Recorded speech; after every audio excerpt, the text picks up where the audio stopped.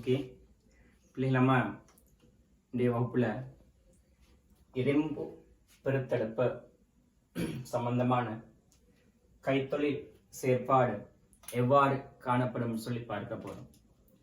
So இதுக்காக வேண்டி பிள்ளைகள் நம்ம இரும்பு ஊதுலையை பயன்படுத்தி இரும்பு பெருத்தெடுப்பு எவ்வாறு செய்யப்படுது என்ற விடயம் தான் நம்மளோட சிலபஸ்ல படிக்க இருக்கிறோம். ஸோ பிள்ளை நான் இந்த இடத்துல ஒரு ஊதுலையின் அமைப்பு வரைய போறேன். ஸோ இந்த ஊதுலையை பொறுத்த வரைக்கும் பிள்ளைகள் கீழ்மட்டத்துல ஊதுலையின் கீழ்மட்டத்துல பிள்ளைகள் கிட்டத்தட்ட 3 வாய்கள் காணப்படும். கிட்டத்தட்ட 3 வாய்கள் காணப்படும். ஆகவும் கீழ் மட்டத்தில் ஒரு வாய் காணப்படுது. அதுக்கு கொஞ்சம் உயர் மட்டத்துல இன்னொரு வாய் காணப்படும்.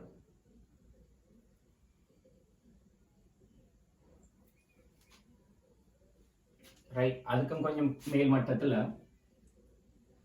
இன்னொரு வாய் காணப்படும்.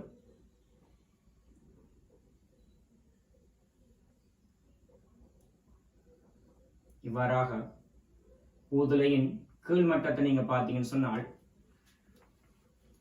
3 வாய்கள் காணப்படுது.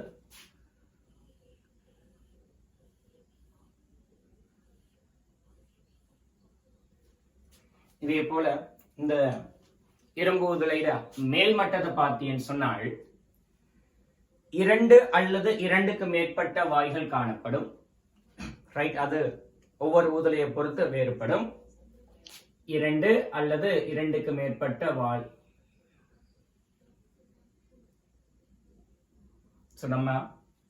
நம்மட ரிசோர்ஸ் புக்ல தந்த அடிப்படையில வரைஞ்சு கொள்றோம். 2 வாய்கள் காணப்படுற மாதிரி வரைந்து கொள்றோம். ஓகே,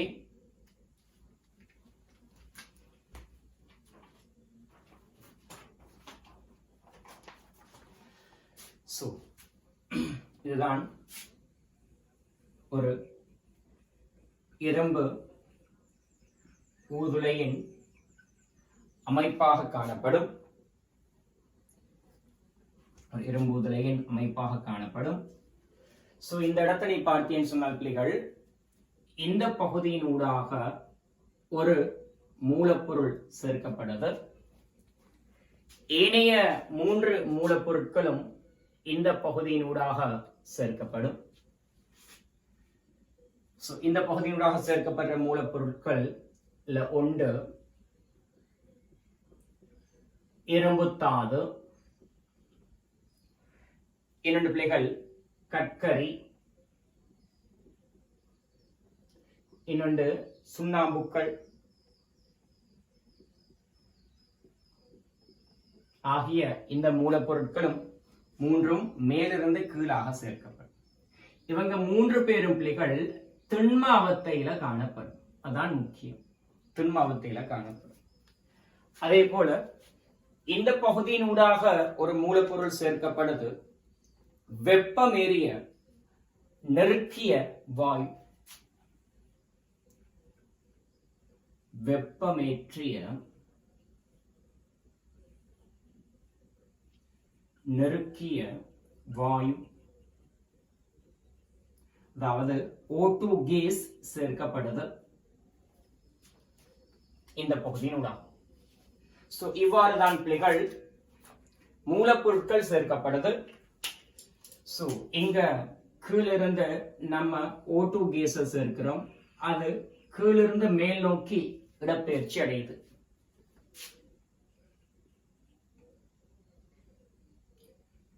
கீழிருந்து மேல் நோக்கி இடப்பெயர்ச்சி அடையுது.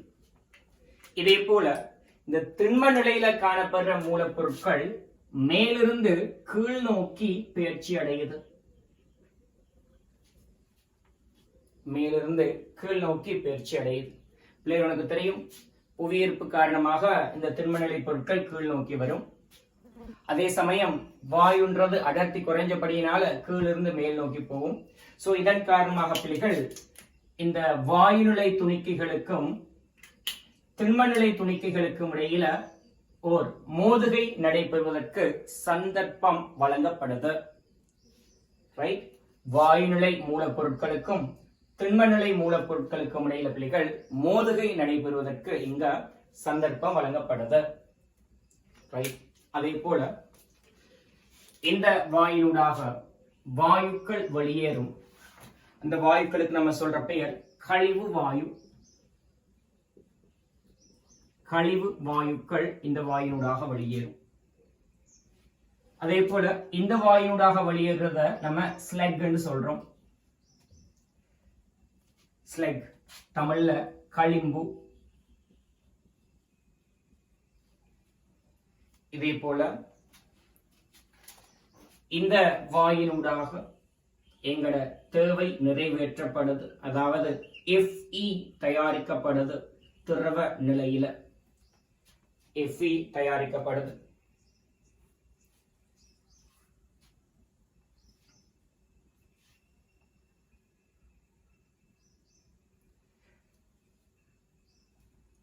சோ இந்த இரும்பு ஊதுலை யாரால் செய்யப்பட்டிருக்குதுன்னு சொன்னால் செங்கற்களால செய்யப்பட்டிருக்கு. அதாவது சுற்றி வளைக்கப்பட்டிருக்குது வெப்ப வெளியேற்றத்தை குறைப்பதற்காக வேண்டி.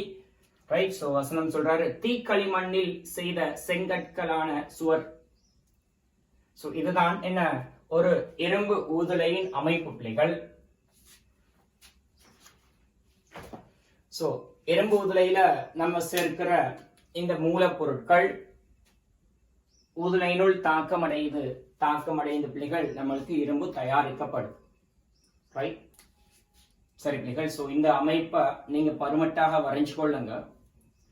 அதுக்கு கீழே நாங்க வளமையான முறையில கேள்விகள் கேட்பதனூடாக இந்த இரும்பு தயாரிப்பை படிப்போம். முதலாவது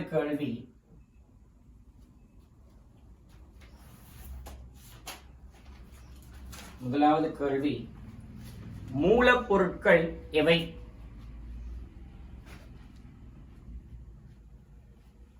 இரும்பு தயாரிப்புக்கு தேவையான மூலப்பொருட்கள் எவை? பிள்ளைகள் என்ன ஆன்சர்?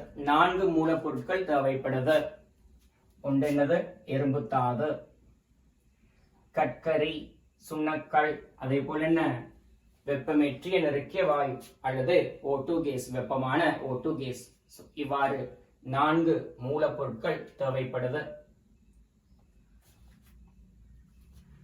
இந்த இடத்துல பிள்ளைகள் இரும்பு தாதுன்றது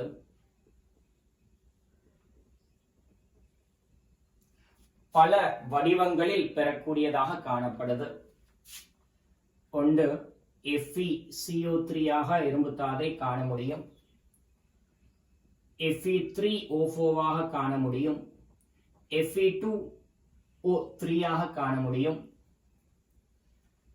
CuFeS2 அடிப்படையிலையும் இரும்பு தாதை காண முடியும். இதை போல இன்னும் நிறைய வடிவங்கள் இருக்கு. ஆனால் கூடுதலாக இந்த வடிவங்கள்ல இரும்பு தாது காணப்படுது. இதுல பிள்ளைகள் FeCO3க்கு நம்ம சொல்ற பெயர் என்ன? சிட்ரைட். Fe3O4ன்றது மேக்னடைட்.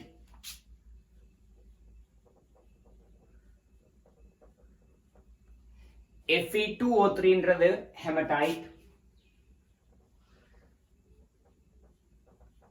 இதே போல CuFeS2 சொல்றது கோப்பர்பைரைட்.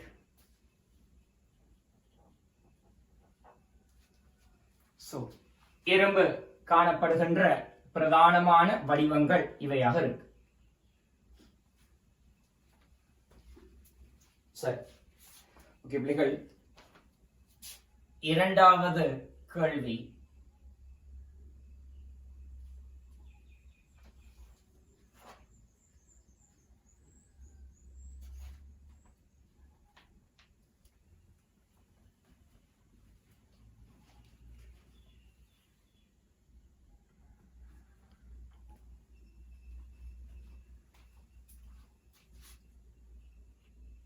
வளி இனது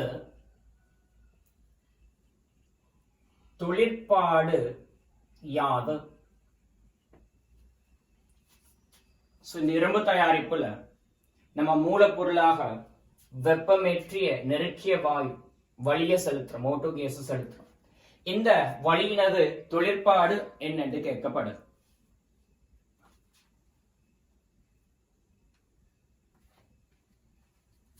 ரைட், ஆன்சர் எழுதுங்க. ஒட்சியேற்றியாக தொழிற்பட்டு தகன செயன்முறையின்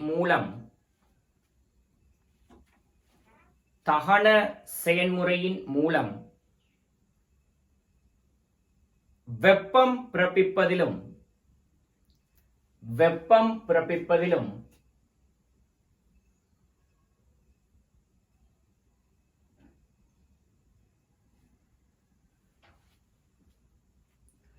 CO2 வாயுவை பிறப்பிப்பதிலும் பங்கு பற்றும்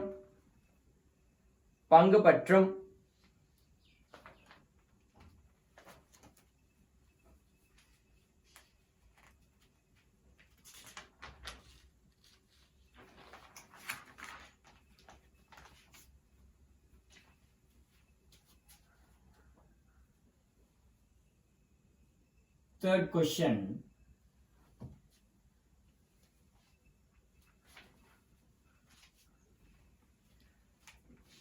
அளவுக்கு அதிகமான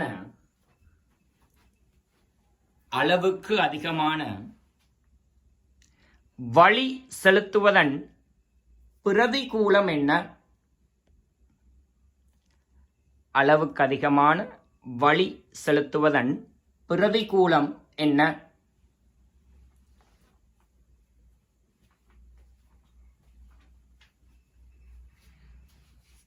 ரைட், ஆன்சர் எழுதுங்க. ஊதுலையில் உள்ள கார்பனோராக்சைடு வாயுவானது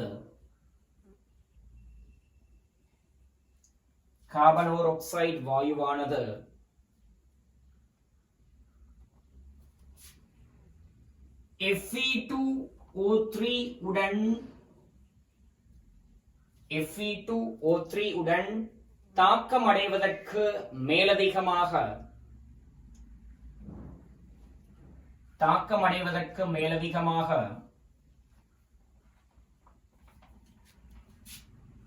O2 உடன் தாக்கமடைந்து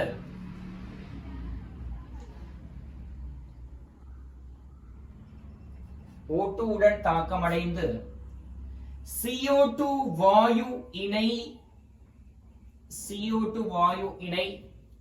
பிறப்பிப்பதற்கு வெப்ப இயக்கவியல்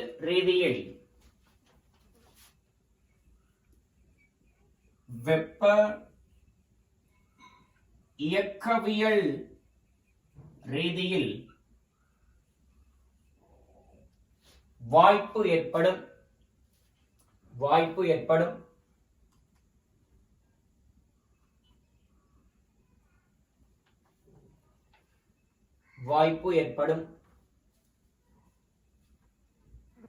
எனவே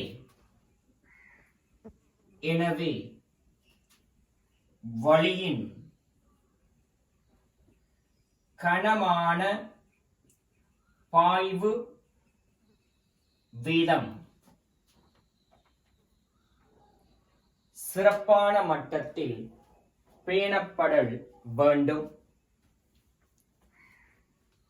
இந்த இடத்துல வளி என்று சொல்ற மூலப்பொருளின் தொழிற்பாடு என்னன்னு சொன்னால், இந்த இடத்துல பிள்ளைகள் O2 கேஸ் இருக்குதே, இது ஒட்சியேற்றியாக செயற்படும்.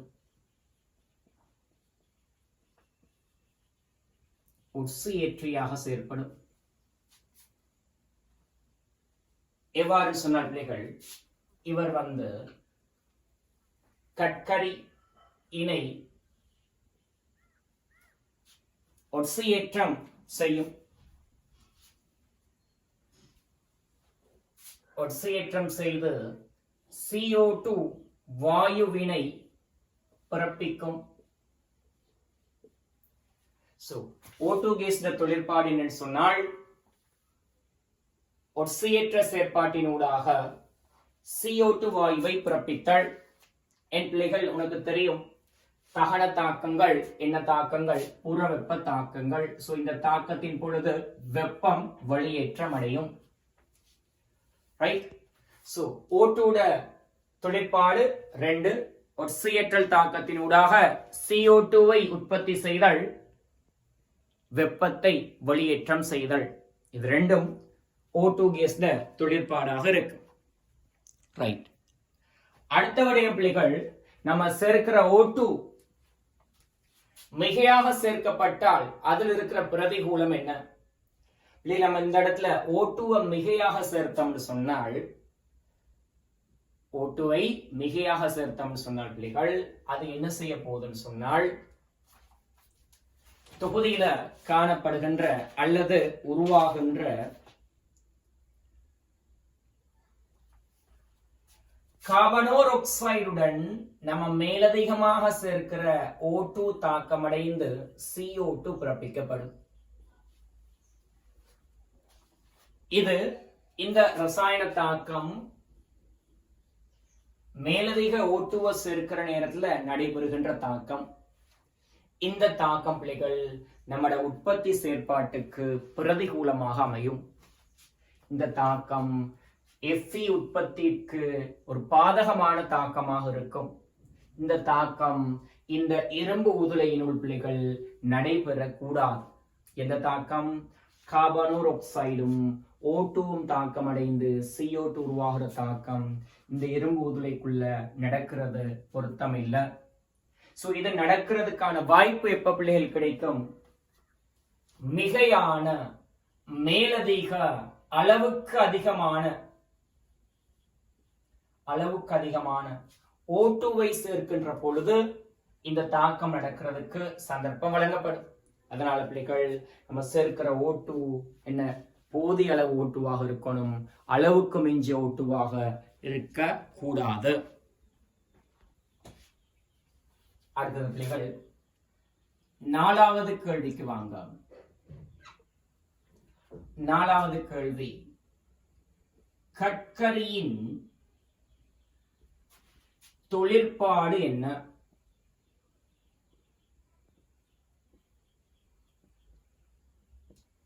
இங்க நம்ம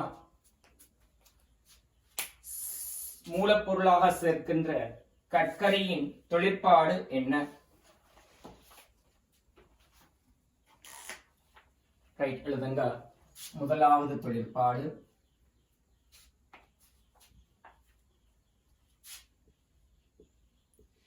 எரிபொருளாக தொழிற்படும்.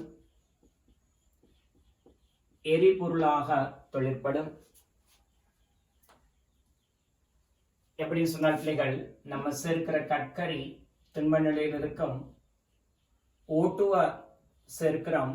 இவங்க 2 பேரும் தாக்கம் அடைந்த பிள்ளைகள் CO2 கேஸ் உருவாகும். இது என்ன தாக்கம் படிச்சோம்? ஒரு புறவெப்ப தாக்கம் படிச்சோம். கட்கரியை சேர்க்கிற நேரம் இந்த தாக்கத்தினூடாக வெப்பம் வெளியேற்றமடையுது. எனவே இங்க கட்கரி ஒரு எரிபொருளாக செயற்படுது.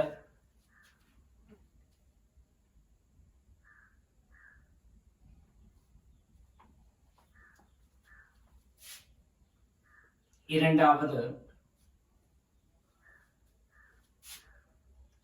தாழ்த்தியாக தொழிற்படும்.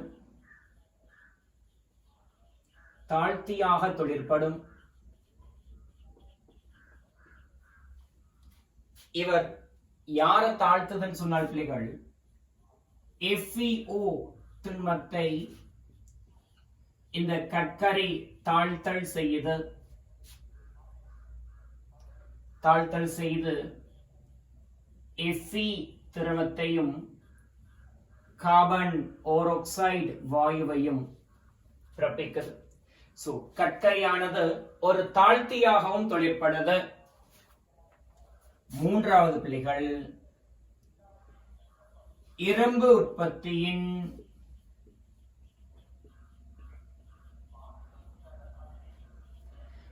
பிரதானமான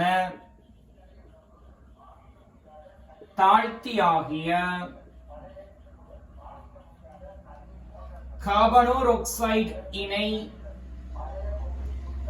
பிறப்பிக்கும் இரும்பு உற்பத்தியில பிள்ளைகள் பிரதானமான தாழ்த்தியாக காணப்படுறது கார்பனோராக்சைடு. ரொம்ப முக்கியமான ஒரு தாழ்த்தி. இந்த தாழ்த்திய பிறப்பிக்கிறதுல கற்கரியிட பங்களிப்பு காணப்படுது. எவ்வாறு இந்த கார்பனோராக்சைடு பிறப்பிக்கப்படுதுன்னு சொன்னால், கற்கரி ஆக்சிஜனோட தாக்கம் அடைந்து உருவாகின்ற CO2 கேஸ் இருக்குது தானே, இந்த CO2 கேஸுடன் மேலதிக கற்கரி தாக்கம் அடைகிற நேரத்துல கார்பன் ஓராக்சைடு வாயு பிறப்பிக்கப்படும். சரியா? அமைப்புகள் கற்கரியின் தொழிற்பாடு என்னன்னு கேட்டிருக்கிறார். இது மூன்றும் இரும்பு உற்பத்தியில கற்கரியின் தொழிற்பாடாக காணப்படுது. ஐந்தாவது கேள்வி, கற்கரியின் தகன செயல்முறையின் வேகம் தங்கியுள்ள காரணிகள் எவை? கற்கரியின் தகன செயல்முறையின் வேகம் தங்கியுள்ள காரணிகள் எவை?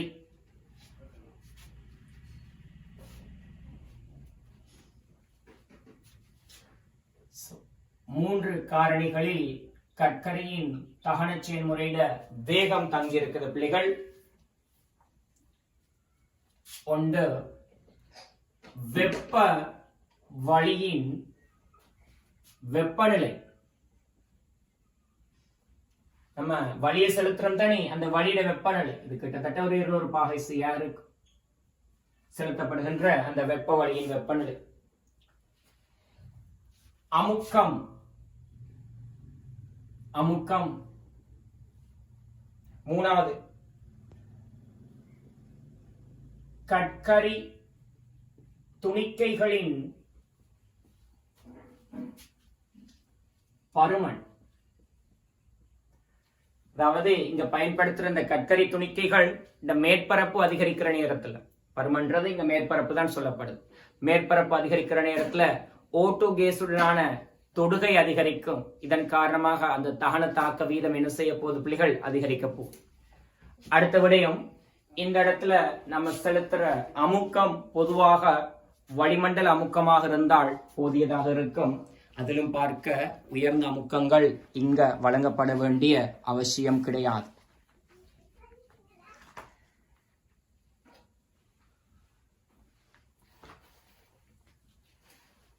ரைட்.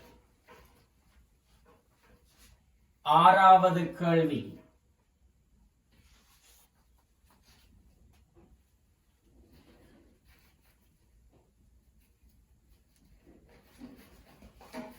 இரும்பு ஊதுலையின் அடிப்பாகத்தின் வெப்பநிலை, இரும்பு ஊதுலையின் அடிப்பாகத்தின் வெப்பநிலை மாறாமல் இருப்பதற்கு கையாளப்படும் நுட்பத்தை குறிப்பிடுக. கையாளப்படும் நுட்பத்தை குறிப்பிடுக.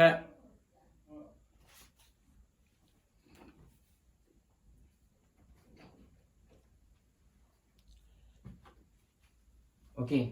சோ இந்த இரும்பு ஊதுலையில பிள்ளைகள் கீழ்ப்பகுதி காணப்படுது தானே, இந்த கீழ்ப்பகுதியில வெப்பநிலைய ஒரு குறிப்பிட்ட மட்டத்துல நம்ம மாறாம பேணவும். கிட்டத்தட்ட 1700 பாகை C என்ற வெப்பநிலை இரும்பு ஊதுலையின் கீழ்ப்பகுதி காணப்படும். ரைட். ஓகே. क्वेश्चन என்ன? மாறாது பேணுவதற்கு நம்ம என்ன வகையான நுட்பத்தை கையாள்கின்றோம்? இதான் கேள்வி. ஓகே, எழுதிக் கொள்ளுங்க. வழி மற்றும் கற்கரி என்பவற்றின் பாய்ச்சல் வேகத்தை என்பவற்றின் பாய்ச்சல் வேகத்தை சிறப்பு மட்டத்தில் பேணுவதன் ஊடாக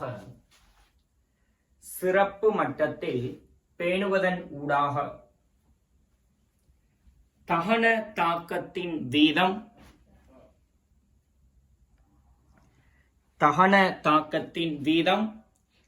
கட்கரி தாக்கமடையும்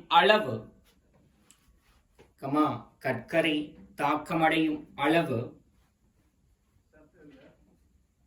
என்பன மாறாது காணப்படும். இதன் ஊடாக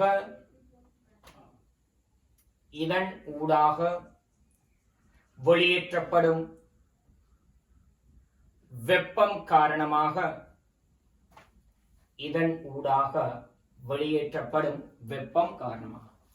அதாவது பிள்ளைகள் உனக்கு தெரியும், கட்கரி and O2 கேஸ் இவங்க சிறப்பான மட்டத்துல செலுத்தப்படுது. சோ இவங்க தாக்கமடைந்து CO2 கேஸ் வருது and இந்த தாக்கத்தினூடாக வெப்பமும் வெளியேற்றம் அடையும். சரியா?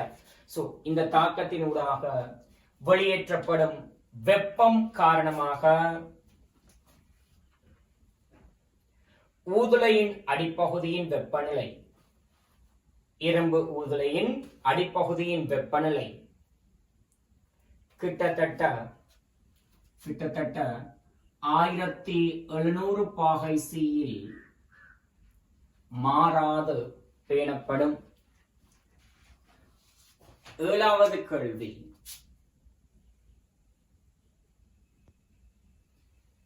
இந்த கெல்சியம் கார்பனேட்டின் தொழிற்பாடு யாது?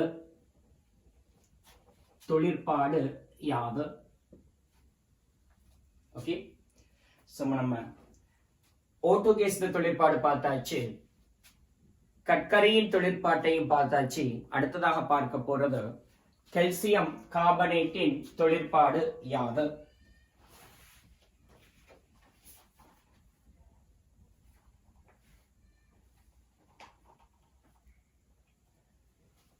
இந்த கெல்சியம் கார்பனேட்டு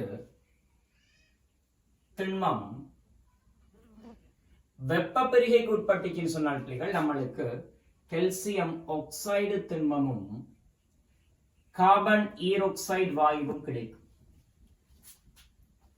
இங்க உருவாகிற இந்த கெல்சியம் ஆக்சைடு திண்மம் இருக்குதானே, இந்த கெல்சியம் ஆக்சைடு திண்மம் பிள்ளைகள் இரும்பு தாதில் காணப்படுகின்ற சில ஆக்சைடுகளுடன் SiO2 திண்மம் உடன் தாக்கமடைந்து எங்களுக்கு விளைவாக கிடைக்கும் CaSiO3 விளைவாக கிடைக்கும். இதே போல இந்த கெல்சியம் ஆக்சைடு திண்மம் இரும்பு தாதுல காணப்படுகின்ற அலுமினியம் ஆக்சைடு உடனும் தாக்கமடைந்து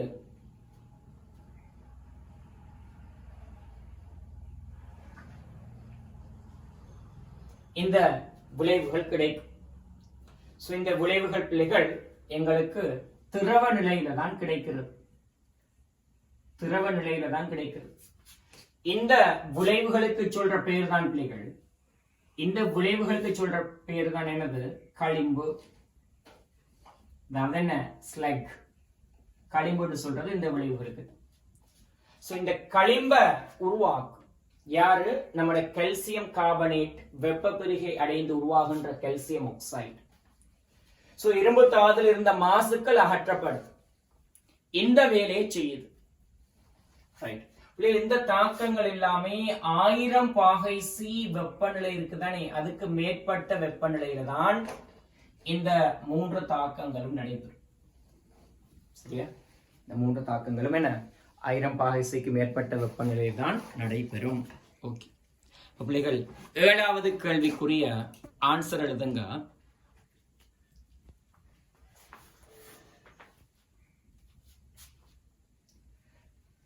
இரும்பு தாதில்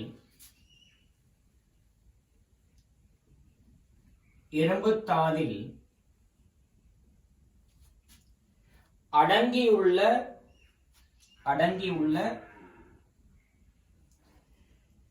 சிலிக்கேட் என்று சொல்றது SiO2 சிலிக்கேட் மற்றும் எலிமினேட் பொருள்களும்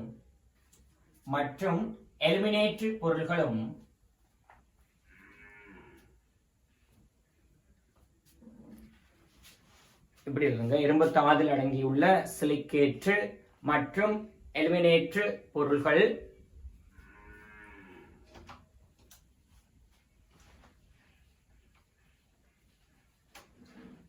இரும்பில் படிவதை தவிர்க்கும் பொருள்கள் இரும்பில் படிவதை தவிர்க்கும். ரைட். அதுக்கு கீழே இந்த 3 தாக்கத்தையும் எழுதிக் கொள்ளுங்க. இந்த 3 தாக்கத்தையும் கீழே எழுதிக் கொள்ளுங்க.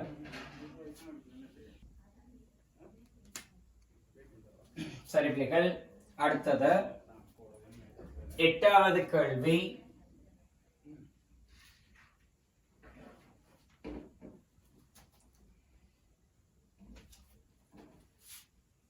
ஸ்லெக் இன் தொழிற்பாட்டை விளக்குக.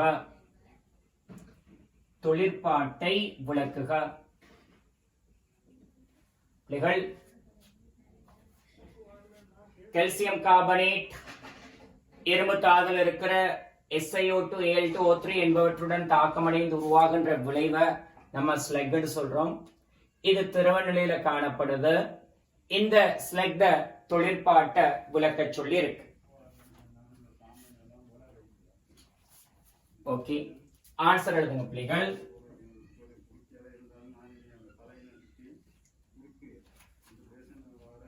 திரவ Fe இலும் அடர்த்தி குறைந்த திரவமாக ஸ்லெக் காணப்படும். திரவ Fe இலும் அடர்த்தி குறைந்த திரவமாக ஸ்லெக் காணப்படும். இது ஊதுலையின் கீழ்ப்பகுதியில்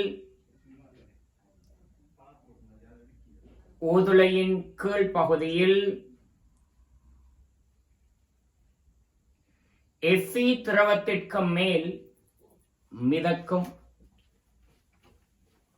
இது ஊதுலையின் கீழ்ப்பகுதியில் Fe திரவத்துக்கு மேல் மிதக்கும்.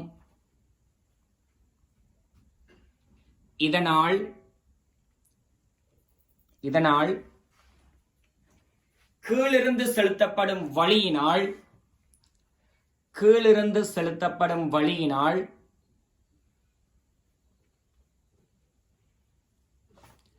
Fe இரும்பு ஒட்சியேற்றப்படுவது தவிர்க்கப்படும்.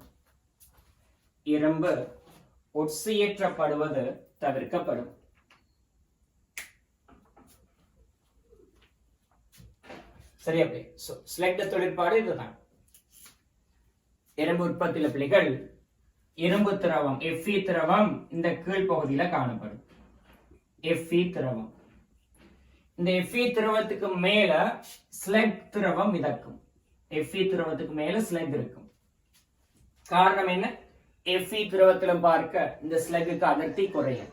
சோ Fe திரவத்துக்கு மேல மிதந்து கொண்டிருக்கு. சோ இந்த ஸ்லெக்னு சொல்ற திரவம் பிள்ளைகள் உருவாகின்ற Fe திரவத்துக்கும் நம்ம O2 கேஸ் சேர்க்கிறோம் தானே, சேர்க்கிற O2 கேஸுக்கும் இடையில தொடுகை இல்லாம செய்யுது. Fe திரவத்துக்கும் O2 கேஸுக்கும் இடையிலான தொடுகைய இந்த ஸ்லெக் திரவம் இல்லாமல் செய்யுது. இது ஒரு நன்மை. ஏன்? இந்த ஸ்லெக் இல்லைன்னு சொன்னால் உருவாகின்ற Fe திரவம் சேர்க்கப்படுகின்ற O2 கேஸ் அவங்க 2 பேரும் தாக்கம் அடைந்து மீண்டும் இரும்பின் ஆக்சைடுகள் விளைவிக்கப்படும். சோ இது எங்களுக்கு தேவையில்லை. எங்களுக்கு வேணும் இரும்பு ஆக்சைடுல இருந்து இரும்பு தயாரிக்கிறது எங்களோட தேவையா இருக்கு.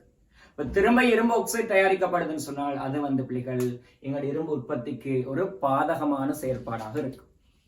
எனவே இங்க உருவாகிற ஸ்லெக் எங்களுக்கு ஒரு வகையில லாபமாகத்தான் காணப்படும். 9வது கேள்வி.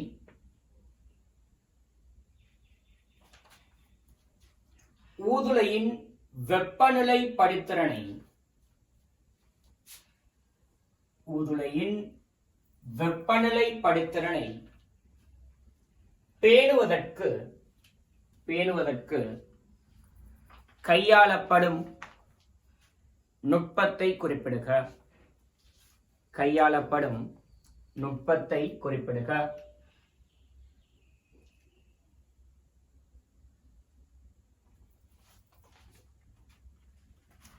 நம்முடைய இரும்பு ஊதுலையை நீங்க பாத்தீங்கன்னு சொன்னால் பிள்ளைகள், ஊதுலையின் கீழ்ப்பகுதியிலிருந்து மேல் பகுதியை நோக்கி போற நேரத்துல வெப்பநிலை வீழ்ச்சி காணப்படும். கீழே வெப்பநிலை உயர்வாக காணப்படும். மேல போக போக போக வெப்பநிலை என்ன செஞ்சு கொண்டு போகும்? குறைஞ்சு கொண்டு போகும். இருந்தாலும் இந்த இரும்பு ஊதுலை பிள்ளைகள் இந்த வெப்பப்படுத்திறன் என்று சொல்றது ஒரு சிறப்பான மட்டத்துல பேணப்படும். இரும்பு ஊதுலையின் வெப்பநிலை படித்திறன் சொல்றது பிள்ளைகள் ஒரு சிறப்பான மட்டத்துல பேணப்படும். இத அந்த மட்டத்துல பேணுறதுக்கு நம்ம என்ன நுட்பத்தை கையாளுறோம்? இதுதான் உங்ககிட்ட கேட்கப்பட்ட கேள்வி. ஓகே, உரிய ஆன்சர் எழுதுங்க.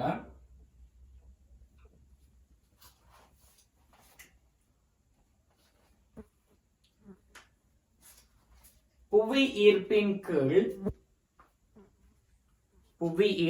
கீழ் மேல் இருந்து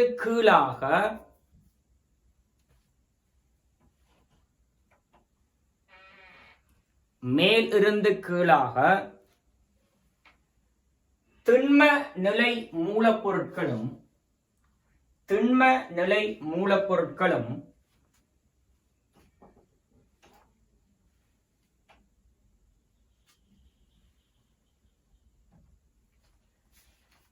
கீழ் இருந்து மேல் நோக்கி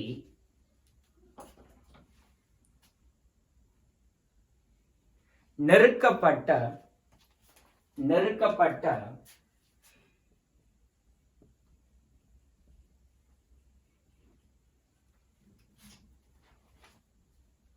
வழியும் செலுத்தப்படும்.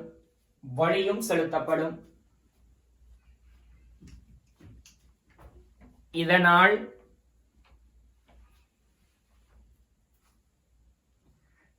திண்ம அவத்தைக்கும்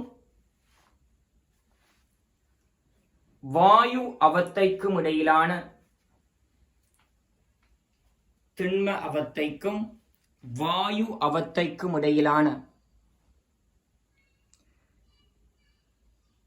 தொடுகை அதிகரிக்கச் செய்யப்பட்டு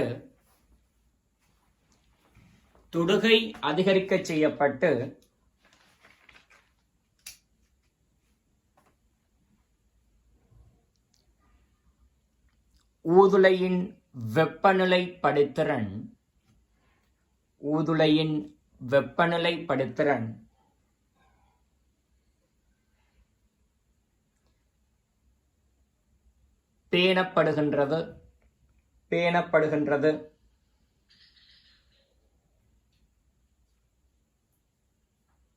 பேணப்படுகின்றது.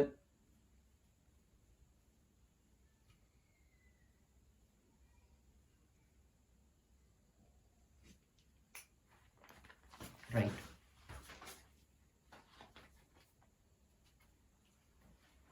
இரும்பு ஊதுலையின் வெப்பநிலை படித்திறன் சீராக பேணுவதற்காக வேண்டி கையாளப்படுகின்ற நுட்பம்ன்றது பிள்ளைகள் என்ன? திணிவு பாய்ச்சல். இந்த இடத்துல திண்மநிலை திணிவுகள் மேலிருந்து கீழாக பாய்ச்சப்படுது. வாயுநிலை திணிவு கீழிருந்து மேலாக பாய்ச்சப்படுது. இதன் காரணமாக அந்த மூலப்பொருட்களுக்கு இடையில தொடுகை சீராக பேணப்படுது. இதனூடாக ஊதுலையின் வெப்பமும் சீராக பேணப்படுது. ரைட். 10வது கேள்வி.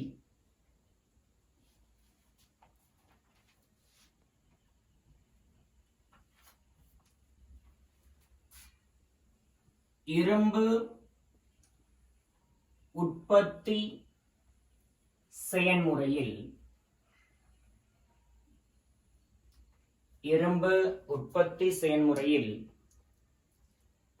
கவனம் செலுத்தப்பட வேண்டிய விடயங்கள் யாவை? கவனம் செலுத்தப்பட வேண்டிய விடயங்கள் யாவை?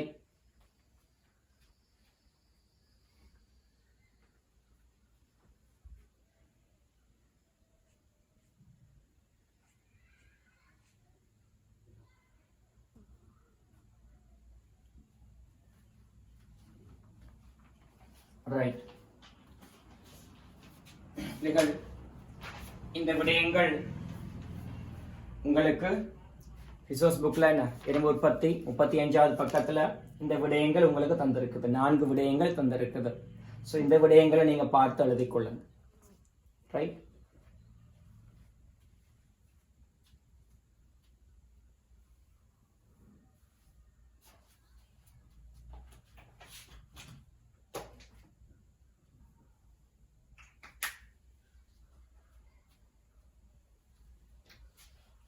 ரைட்.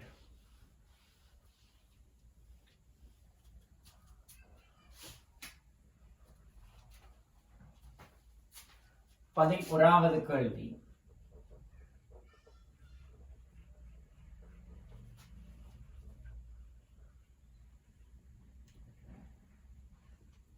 வெப்பநிலையை குறிப்பிட்டு ஊதுலையில் நடைபெறும் தாக்கங்களை குறிப்பிடுக. ஊதுலையில் நடைபெறும் தாக்கங்களை குறிப்பிடுக.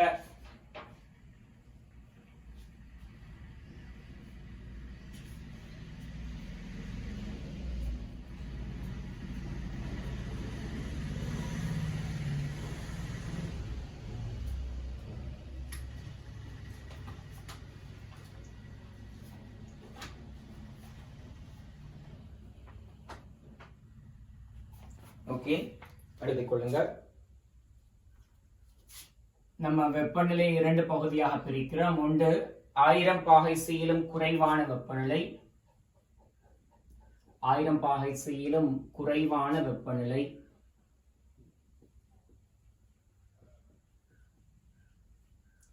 இந்த வெப்பநிலையில நடைபெறுகின்ற தாக்கங்கள்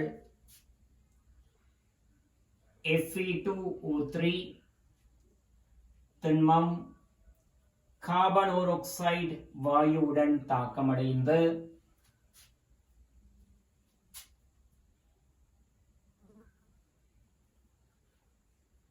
Fe3O4 திண்மமும்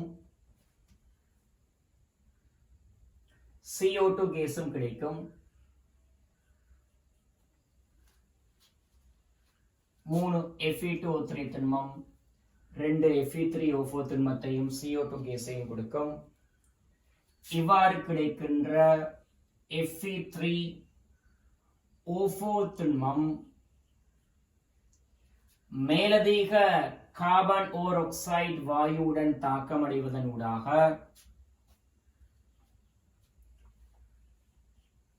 FeO திண்மத்தையும் கார்பனீராக்சைடையும் கொடுக்கும்.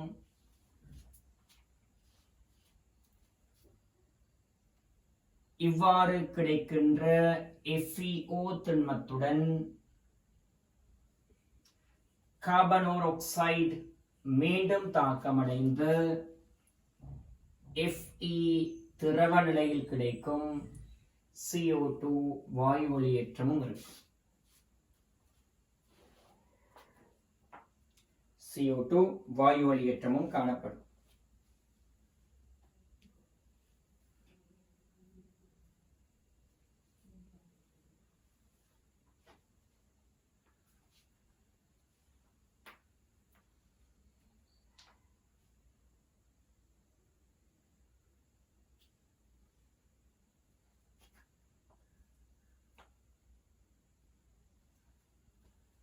அடுத்த பிள்ளைகள், இந்த 1000 பாகை சி இளம் குறைவான வெப்பநிலையில தான் நம்ம இந்த கால்சியம் கார்பனேட் திண்மம் பிரிகைக்குட்படும்.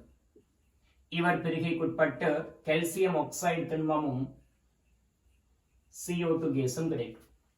இதெல்லாம் 1000 பாகை சியிலும் குறைவான வெப்பநிலையில நடைபெறுகின்ற தாக்கங்கள்.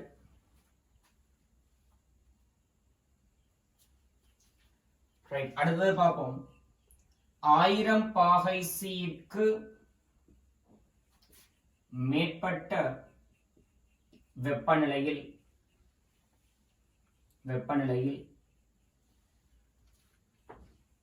அதாவது என்ன, ஊதுலையின் கீழ்ப்பகுதியில் 1000 பாகை C-க்கு மேற்பட்ட வெப்பநிலையை சொல்றது இரும்பு ஊதுலையின் கீழ்ப்பகுதியாக இருக்கும்.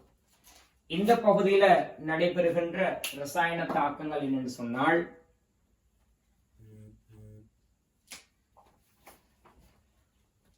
ஒன்று பிள்ளைகள், FeO திண்மம் கார்பன் திண்மத்துடன் தாக்கமடைந்து Fe திரவத்தையும்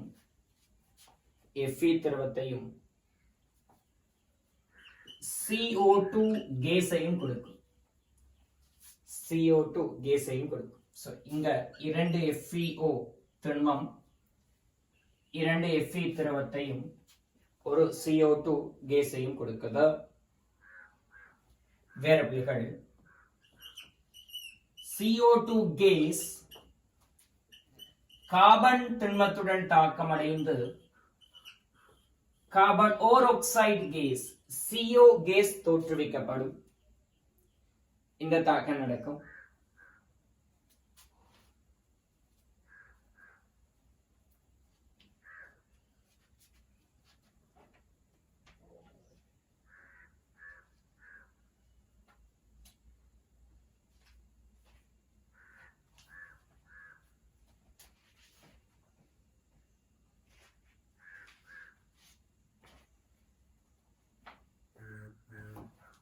சோ இந்த தாக்கங்களுக்கு மேலதிகமாக அந்த ஸ்லெக் உருவாகிற தாக்கங்களும் என்னது 1000 பாகை C-க்கு மேற்பட்ட வெப்பநிலையில நடக்கிற தாக்கங்களாகத்தான் இருக்கு.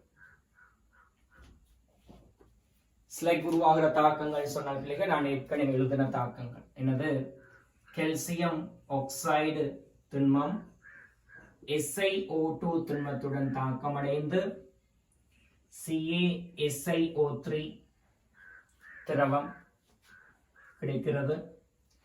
இதே போல கால்சியம் ஆக்சைடு திண்மம் Al2O3 திண்மத்துடன் தாக்கமடைந்து CaAlO2 2 டைம்ஸ் சொல்ற இந்த திரவம், இந்த ரெண்டு திரவமும் தான் என்னது, ஸ்லெக். சோ இந்த ஸ்லெக் உருவாகிற தாக்கமும் இரும்பு ஊதுலையின் கீழ்ப்பகுதியில நடைபெற தாக்கமா இருக்கும், அல்லது 1000 பாகை C-க்கு மேற்பட்ட வெப்பநிலையில நடைபெற தாக்கமாக இருக்கு. பிள்ளைகள், அந்த தாக்கங்கள் எழுதுற நேரம்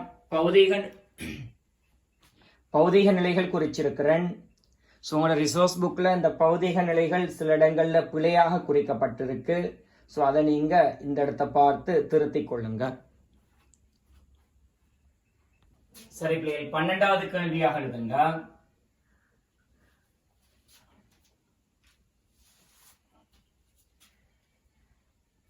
ஊதுலை செயற்பாட்டின் காரணமாக சூழலுக்கு ஏற்படும் தீய விளைவுகளை குறிப்பிடுக.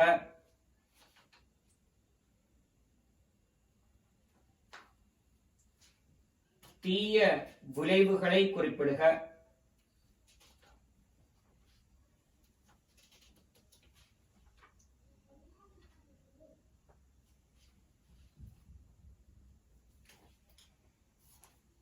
இங்க இருக்கிற தீய விளைவு என்ன பிள்ளைகள், இந்த ஊதுலை செயற்பாட்டுல CO2 வாயு வெளியேற்றம் காணப்படுது. இந்த CO2 வாயு புவி வெப்பமடைதலுக்கு ஒரு காரணமான வாயுவாக இருக்குது இல்லையா? சோ இதுதான் நம்மளுக்கு இந்த இடத்துல இருக்கிற என்ன தீய விளைவாக அமைய போறது. ரைட்? அப்ப அதுக்குரிய ஆன்சர்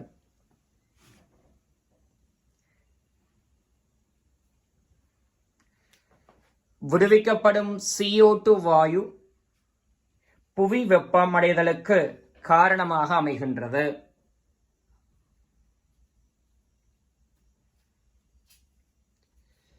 புவி வெப்பமடைதலுக்கு காரணமாக அமைகின்றது. ரைட். 13வது கேள்வி.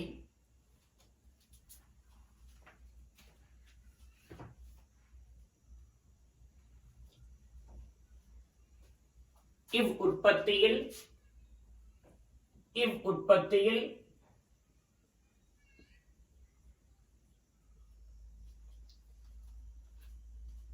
தாழ்த்தும் கருவிகள் எவை? தாழ்த்தும் கருவிகள் எவை? இரும்பு உற்பத்தியில பிள்ளைகள் தாழ்த்தும் கருவிகள் யாருன்னு கேட்டால் கார்பனும் கார்பனோர் ஆக்சைடும் தாழ்த்தும் கருவிகளாக இருக்கும். ரைட்? கார்பன் ஆக்சிஜனை தாழ்த்தும், கார்பனோர் ஆக்சைடும் ஆக்சிஜனை தாழ்த்தும். And இந்த கார்பனோர் ஆக்சைடு இரும்பையும் தாழ்த்தும்.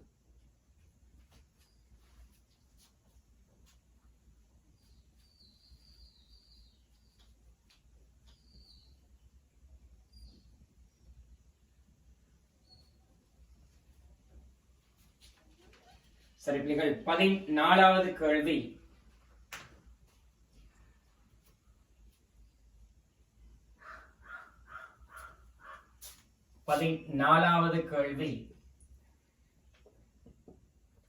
கழிவு வாயுக்கள் எவை? கழிவு வாயுக்கள் எவை? இந்த இரும்பு உற்பத்தியில பிள்ளைகள் கழிவு வாயுக்களாக காணப்படுற வாயுக்கள் எதுன்னு கேட்டு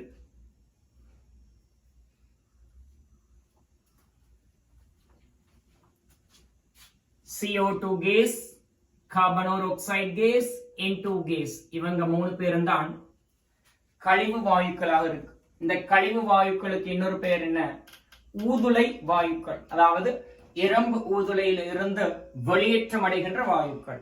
ஊதுலை வாயுக்கள் சொல்லுவோம் அல்லது கழிவு வாயுக்கள் சொல்லுவோம். இவங்க 3 பேர். இவங்க 3 பேர்லயும் பிள்ளைகள் கூடிய அளவு வெளியேற்றம் அடைகிறது யாருன்னு கேட்டால் N2 கேஸ். ஏன்? நம்ம உள்நோக்கி வழியத்தானே செலுத்துறோம். வழியில 78% N2 கேஸ் தான் இருக்கு. N2 கேஸ் தான் கூடிய அளவு கழிவு வாயுவாக இருக்க போகுது. 15வது கேள்வி. 15வது கேள்வி. இரும்பு தாது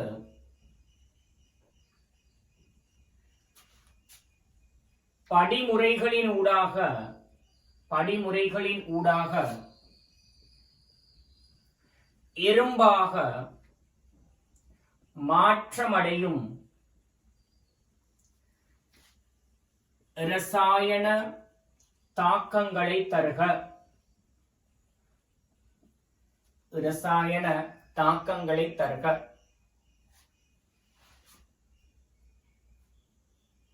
அது என்ன தாக்கங்கள் பிள்ளைகள்? Fe2O3 திண்மம் தாழ்த்தும் கருவி கார்பனோர் ஆக்சைடுடன் தாக்கமடைந்து Fe3O4 திண்மமாக மாற்றமடையும் CO2 வாயு கிடைக்கும். இந்த இடத்துல கார்பனோர் ஆக்சைடு யாராக செயற்படுது? தாழ்த்தியாக செயற்படுது. தாக்கத்தை சமப்படுத்தினால் இவருட 3 மோல் தாக்கம் அடையும், இவருட 2 மோல் உருவாகும். பின்னர் உருவாகின்ற Fe3O4 திண்மம் தாழ்த்தும் கருவி கார்பனோர் ஆக்சைடுடன் தாக்கம் அடைந்து FeO திண்மமும் CO2 கேஸும் கிடைக்கும்.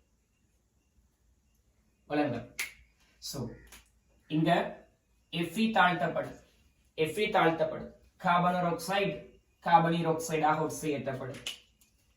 இவ்வாறு கிடைக்கின்ற FeO திண்மம் மேலதிக கார்பனோர் ஆக்சைடு வாயுடன் தாக்கமடைந்து Fe திரவத்தையும் CO2 கேஸையும் கொடுக்கும். இதுதான் பிள்ளைகள் படிமுறைகளினூடாக இரும்பு திரவம் உருவாகின்ற தாக்கங்கள். இந்த தாக்கங்கள் எல்லாமே 1000 பாகை C வெப்பநிலைக்கு கீழ்தான் நடைபெறும்.